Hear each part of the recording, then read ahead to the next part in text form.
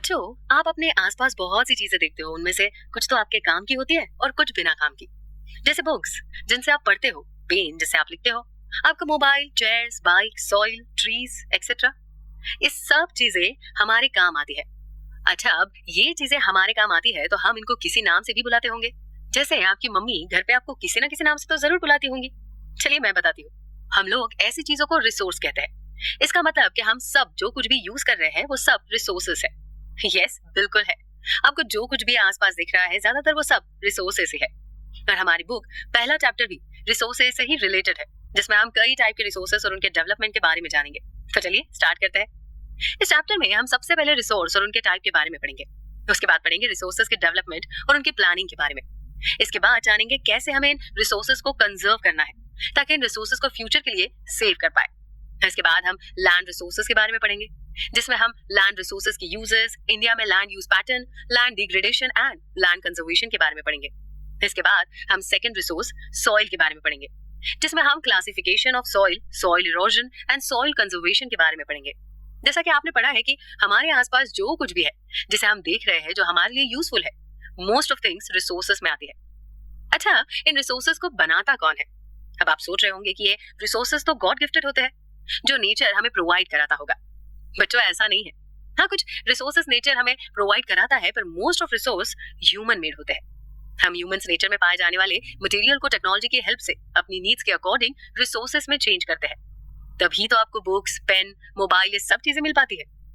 Resources को बनाने का एक रीजन इकोनॉमिक डेवलपमेंट है, क्योंकि इन्हीं रिसोर्सेस की हेल्प से ही हम डिफरेंट टाइप की चीजें मैन्युफैक्चर कर पाते हैं, जो हमें इकोनॉमिकली स्ट्रॉन्ग बनाती है। इसलिए हम ह्यूमंस रिसोर्सेस के लिए इंपॉर्टेंट कंपोनेंट है।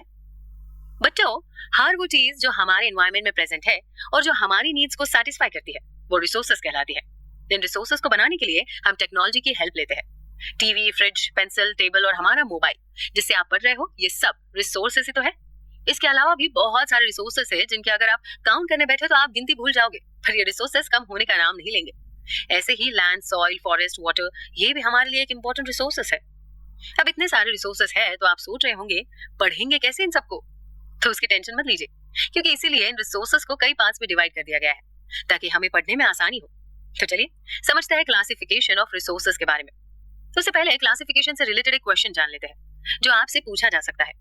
In how many ways can resources be classified? Right the name of each. तो रिसोर्सेस चार टाइप के होते हैं। Number 1, on the basis of origin. Number 2, on the basis of exhaustibility. Number 3, on the basis of ownership. And number 4, on the basis of status of development. इसके बारे में detail से हम प्रीवियस क्लासेस में पढ़ चुके हैं, फिर भी आपको थोड़ी सी इंफॉर्मेशन दे देती हूँ। देखिए, ओरिजिन के बेसिस पर रिसोर्सेस टू टाइप के होते हैं, biotic and abiotic resources. Biotic resources में लिविंग थिंग्स आती है, जबकि अबायोटिक में non living things. Plant, human, animal biotic resources है, जबकि land, soil, minerals, water abiotic resources है। चलिए अब नेक्स्ट टाइप पढ़ते हैं। On the basis of exhaustibility, इसमें भी टू टाइप्स के रिसोर्सेस आते हैं, renewable and non renewable. Renewable resources unlimited होते हैं, इनको रिप्रोड्यूस किया जा सकता है।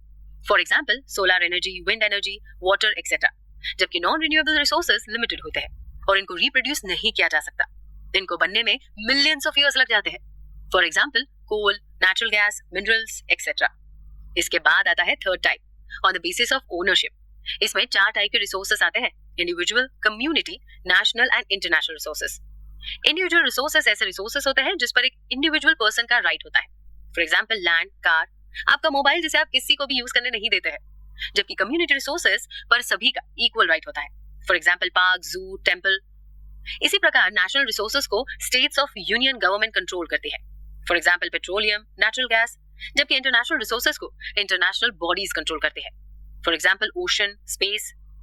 चलिए नेक्स्ट टाइप का रिसोर्स देखते हैं, जो कि है on the basis of status of development. इसमें भी चार टाइप के रिसोर्सेस आते हैं, potential development, stock and reserve resources. पहले इससे रिलेटेड क्वेश्चन देख लेते हैं, जो एग्जाम के लिए इंपॉर्टेंट है।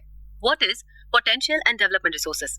इसके अलावा एक और क्वेश्चन बनता है, what do you understand by stock and reserve resources? चलिए समझते हैं। बच्चों, डेवलपमेंट रिसोर्सेस ऐसे रिसोर्सेस होते हैं जो डेवलप्ड होते हैं। इनकी क्वालिटी और क्वांटिटी दोनों ही नोन होती है और ये प्रेजेंट टाइम में भी यूज किए जा रहे हैं। For example petroleum, diesel etcetera. जबकि पोटेंशियल रिसोर्सेस एक पर्टिकुलर रीजन में पाए जाते हैं। इनकी क्वालिटी और क्वांटिटी अननोन होती है और ये फ्यूचर में यूज किए जाएंगे। For example uranium, wind power etcetera. Stock resources ऐसे रिसोर्सेस होते हैं जो हमारी नीड्स को सेटिस्फाई तो कर सकते हैं, पर इनको एक्सेस करने के लिए टेक्नोलॉजी नहीं होती है। फॉर एग्जाम्पल वाटर, जिसमें हाइड्रोजन है, ये एक सोर्स ऑफ एनर्जी हो सकता है, पर अभी ऐसी टेक्नोलॉजी नहीं है जिससे हाइड्रोजन को अलग किया जा सके।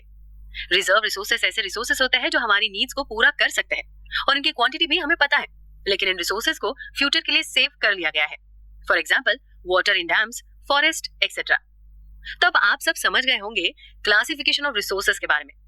बच्चों, ये तो हम जानते हैं कि रिसोर्सेस हमारे लिए कितने इंपॉर्टेंट है, क्योंकि हमारी ज्यादातर जरूरतें रिसोर्सेस पर ही तो डिपेंडेंट है। लेकिन क्या आपको पता है कि हमारी एक्टिविटीज से ये रिसोर्सेस धीरे धीरे कम होते जा रहे हैं?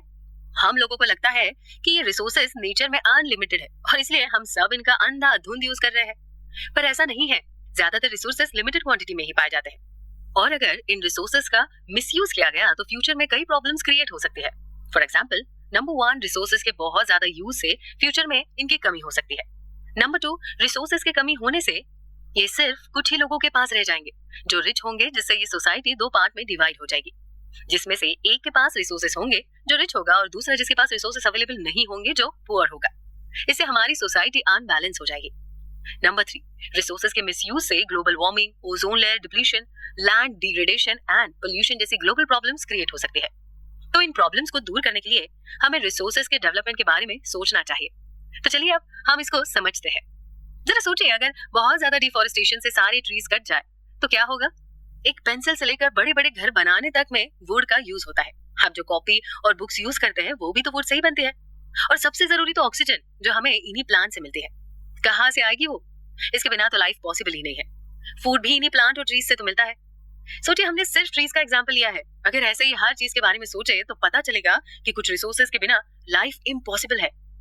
अगर हमने अभी इन रिसोर्सेज को सेव करने के बारे में नहीं सोचा तो लाइफ देने वाला हमारा एकमात्र प्लैनेट खतरे में पड़ जाएगा और एक कंट्री दूसरे कंट्री से रिसोर्सेज के बारे में वॉर करेगी, क्योंकि कुछ कंट्री के पास बहुत ज्यादा रिसोर्सेज होंगे जबकि दूसरे के पास बहुत कम। इस सिचुएशन को बैलेंस करने के लिए हमें सस्टेनेबल डेवलपमेंट की जरूरत है। अब आप सोच रहे होंगे ये सस्टेनेबल डेवलपमेंट होते क्या है? सस्टेनेबल डेवलपमेंट के बारे में हम बात करेंगे हमारे अगले एपिसोड में। सस्टेनेबल